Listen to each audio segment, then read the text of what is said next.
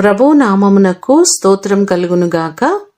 ఈ ఉదయకాలము మీకందరికీ వందనాలు తెలియచేస్తున్నాను. ఈ దినము మిమ్ములను బలపరచు దేవుని మాట. నీ దేవుడైన యెహోవా నీ మధ్య ఉన్నాడు.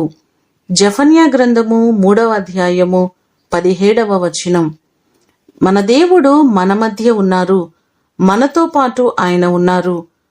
ఆయన మనకు ఎలా ఉన్నారు అంటే 2వ సమూయేలు గ్రంథము 22వ అధ్యాయము 32వ వచనాన్ని చూస్తే దేవుడు నాకు బలమైన కోటగా ఉన్నాడు అనే మాటలు మనకు కనబడుతున్నాయి.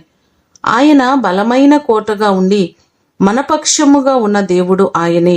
మొదటి దినవృత్తాంతముల గ్రంథము 22వ అధ్యాయము 18వ వచనాన్ని చూస్తే ఎట్లనగా, మీ దేవుడైన యెహోవా మీతో కూడా ఉన్నాడు కదా, చుట్టూనున్న వారి వలన తొందర లేకుండా ఆయన మీకు నెమ్మది ఇచ్చియున్నాడు కదా అనే మాటలు మనకు కనబడుతున్నాయి.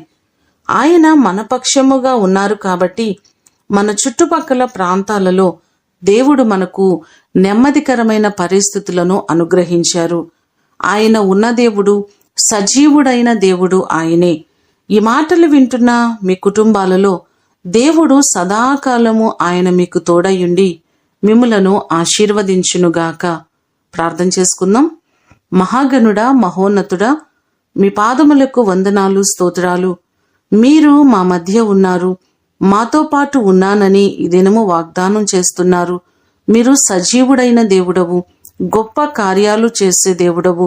నీ ప్రజల పక్షముగా ఉండి ప్రతివారిని బలపరిచే దేవుడవు, ప్రతివారికి క్షేమమిచ్చే దేవుడవు మీరే ప్రభువా. నీ కృపచేత మా ప్రియులెల్లరినీ జ్ఞాపకం చేసుకొని ప్రతివారికి మీరు తోడుగా ఉండండి.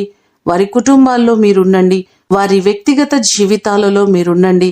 మీ సన్నిధి, నీ ప్రసన్నత ఈ దినమంతా ప్రతివారికి మీరు కలుగ చేయమని యేసు అతి ఘనమైన నామమున అడిగి వేడుకొని పొందియున్నాము తండ్రి. ఆమేన్. దేవుడు మిమ్ములను దీవించునుగాక.